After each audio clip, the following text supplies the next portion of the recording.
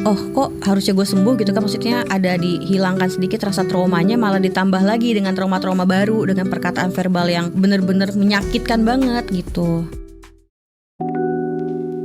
Hai teman KBR, selamat datang kembali di podcast Disko, diskusi psikologi persembahan KBR. As usual, aku akan selalu mengingatkan, jangan lupa untuk jaga kesehatan mental kamu, karena kamu sepenting itu. Balik lagi sama aku, Mahari, psikolog klinis. Dan hari ini kita bakal ngomongin sesuatu yang sering banget diomongin. Dalam artian sering banget nih ngomongin kapan nih kita pengen ke psikolog. Dan sering banget ada anjuran untuk pergi ke psikolog. Tapi jarang diomongin tentang proses pencarian psikolognya dan bagaimana menemukan psikolog yang dirasa cocok untuk kita. Karena ternyata ada nih beberapa pengalaman yang kurang mengenakan gitu ya, yang membuat kita perlu sama-sama sadar, sama-sama peka dan mempersiapkan diri sebelum kita mencari bantuan yang tepat untuk diri kita. Nah, hari ini episode didukung oleh Crisis Response Mechanism atau CRM, dan kita akan mendengar kisah dari Kak Amoy yang berbagi tentang pengalaman pribadinya. Jadi Kak Amoy ini sempat mencari bantuan profesional dengan harapan bisa menemukan ruang yang aman untuk memulihkan dirinya. Tapi ternyata di perjalanan ini justru membawanya pada pengalaman yang kurang menyenangkan. Jadi di ruang konseling yang seharusnya jadi tempat yang aman, justru yang Kak Amoy temukan adalah dia merasa itu tidak aman bagi dirinya. Nah, kita langsung denger aja dari cerita Kak Amoy, dan harapannya cerita ini juga bukan menjadi menakutkan teman-teman KBR untuk mendapatkan bantuan profesional, tapi justru bisa membuat teman-teman lebih aware kira-kira apa yang bisa dipersiapkan dan diantisipasi, dan kalau itu terjadi, apa yang teman-teman bisa lakuin. So, hai Kak Amoy. Halo semua.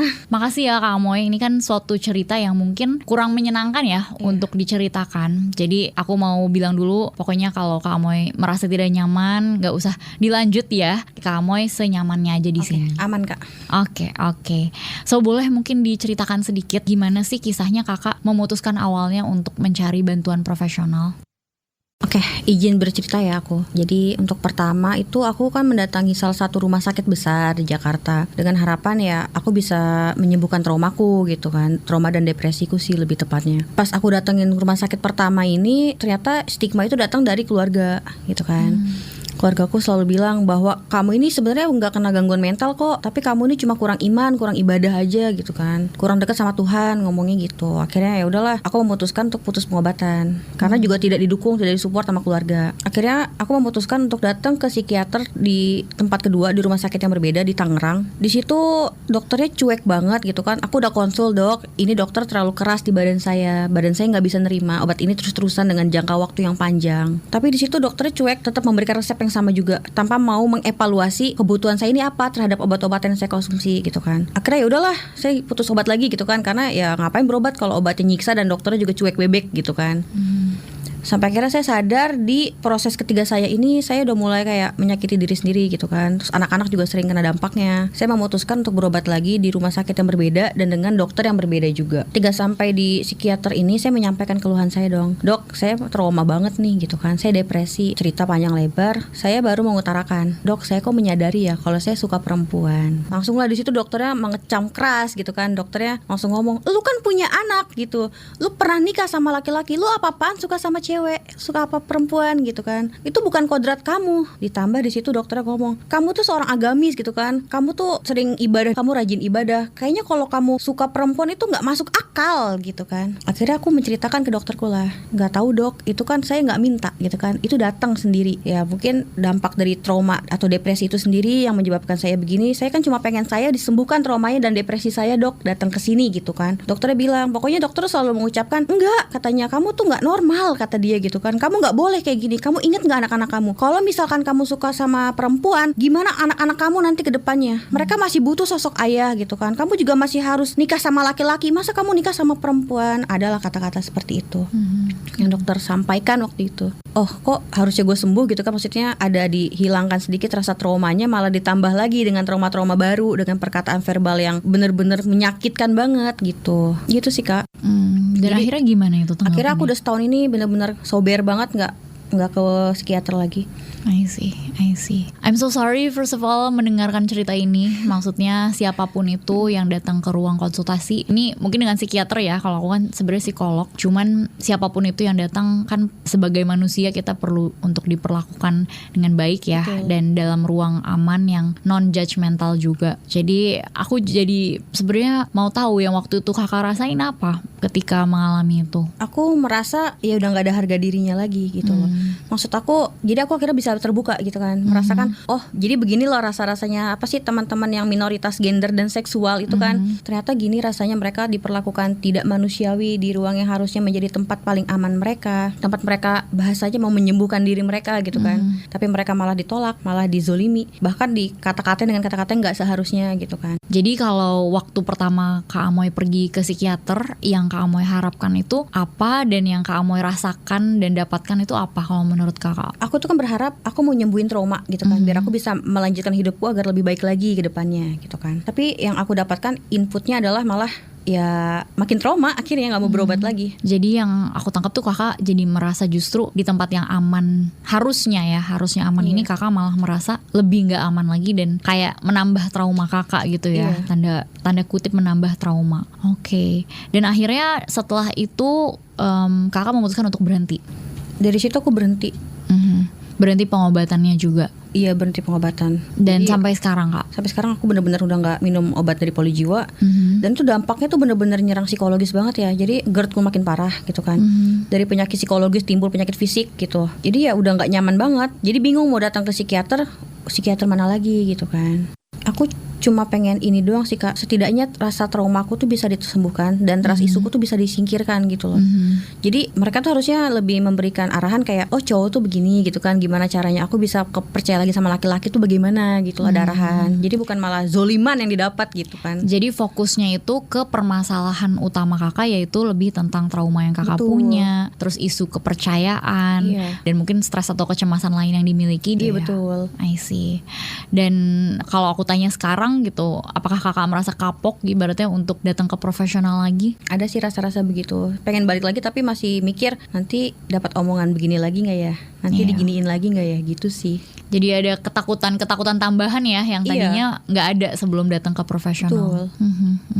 Dan kalau misalnya waktu itu misalnya kamu pernah mendengarkan orang yang mengalami hal yang serupa, atau kamu ngomong ke diri kamu sendiri deh yang waktu itu mungkin shock gitu ya mengalami itu, kamu pengen bilang apa sih ke diri kamu? Maksudnya apresiasi atau motivasi gitu kan? Ya separah apapun gitu kan, terjangan ombak di luar sana, kita harus tetap mendayung perahu kita sih, jangan sampai lompat dari perahu itu sendiri, gitu aja sih Kak. Jadi meskipun itu pengalaman yang buruk, tetap harus dijalanin aja gitu, let it flow, badai pasti berlalu. Dan ini aku mungkin sebagai profesional ya, aku sih sangat-sangat menyarankan mungkin bisa datang ke tenaga profesional yang memang dari reputasinya pun dia non judgmental dan terbuka untuk berbagai identitas ya. Karena kayaknya itu bukan suatu standar yang udah bisa dipenuhi oleh semua tenaga kesehatan di titik ini. Oke. Nah kalau misalnya aku sendiri ya, mungkin untuk teman-teman KBR yang lagi ngedengerin ini, kalau mengalami apa yang kakak alami, aku akan bilang sebagai psikolog klinis, tentu klien ini harus merasakan aman dan nyaman di ruang konseling. Jadi kalau ternyata kamu merasakan, kok aku di dalam sesi aku merasa justru aku dijudge ya, justru aku disalahkan ya, justru aku dikucilkan ya, itu adalah tanda bahwa mungkin kamu emang gak cocok sama psikolognya atau sama psikiaternya atau sama siapapun itu.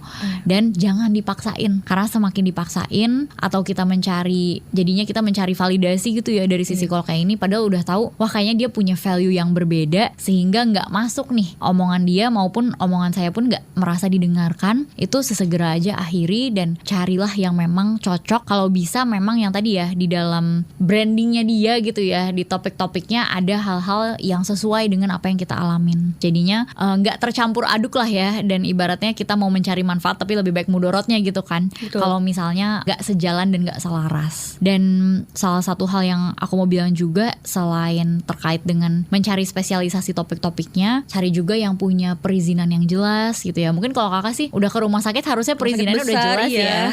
Dan juga kalau bisa cari rekomendasi dari temen yang emang udah pernah ke psikiater atau ke psikolog itu, jadi kita tahu nih kira-kira dia akan cocok atau enggak sama kita. Lagi-lagi ini sama sekali bukan salah kakak ya, itu aku sangat menyayangkan itu terjadi. Tapi gimana caranya biar jangan sampai nih ada kakak berikutnya gitu kan. Kita mungkin agak lebih sedikit berhati-hati, lebih picky supaya bisa mendapatkan pengalaman konsultasi yang memang membantu dan juga melegakan, bukannya menambah trauma ataupun menambah beban. Dan mau tanya juga kira-kira kalau dari kakak misalnya ketemu teman-teman lain yang mau konsultasi, apa yang kakak akan bilang ke mereka?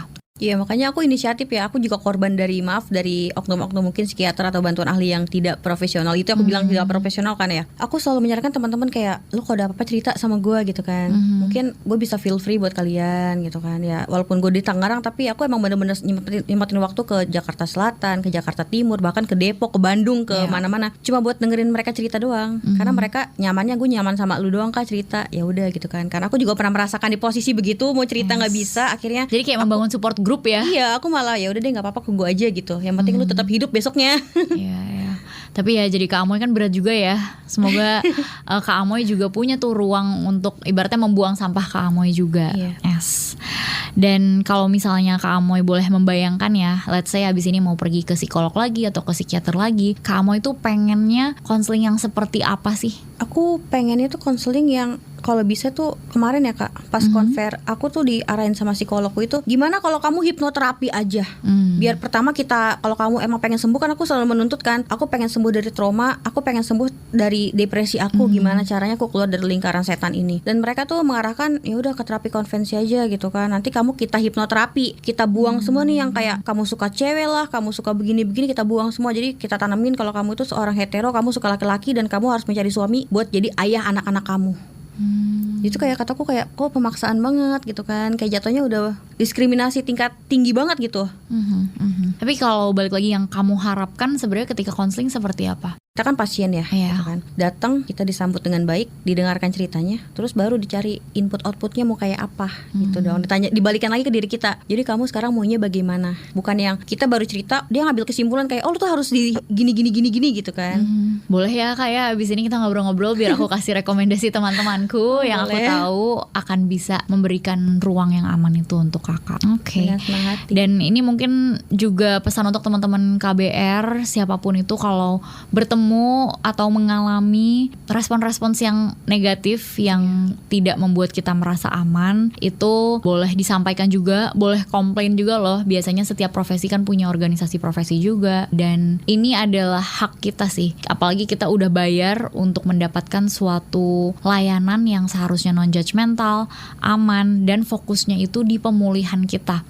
Bukannya tadi ya menambah-nambahkan hal-hal yang malah membuat kita perlu pemulihan lanjutan. Iya betul banget. Jadi jangan sampai kita merasa karena suatu layanan yang nggak baik kita terus jadi berhenti juga. Menurutku kalau memang kita perlu bantuan, carilah bantuan sampai ketemu yang cocok. Dan mungkin dibandingkan banyak trial and error itu sangat menyakitkan, apalagi kalau kisahnya kayak Kak Amoy, langsung cari aja yang rekomendasinya siapa. Plus bener banget kata Kak Amoy, ceritalah pada orang-orang terdekat yang kita percaya. Karena kadang ya paling ketemu profesional cuma sejam ya. Tapi support system kita kan, kita perlu orang-orang yang bisa kita hubungi setiap harinya. Dan minimal banget kita sendiri jadilah support system yang baik untuk orang-orang di sekitar kita. Terimalah mereka apa adanya sebagai manusia. Jadi kalau misalnya pun ada hal-hal yang gak sesuai value atau kita ngerasa gak nyaman, itu bisa disampaikan, tapi jangan sampai menambah trauma mereka. Gitu. Kira-kira dari kakak ada pesan-pesan terakhir yang mungkin mau disampaikan? Mungkin kalau pesanku gini sih kak, pandanglah orang sebagai manusia. Jangan pandang seseorang itu dari orientasi seksualnya, dari gender dia, tapi pandanglah dia sebagai manusia. Maka kamu akan bisa memanusiakan manusia-manusia lainnya. Yes, bagus banget. Thank you so much Kak Amoy udah sharing.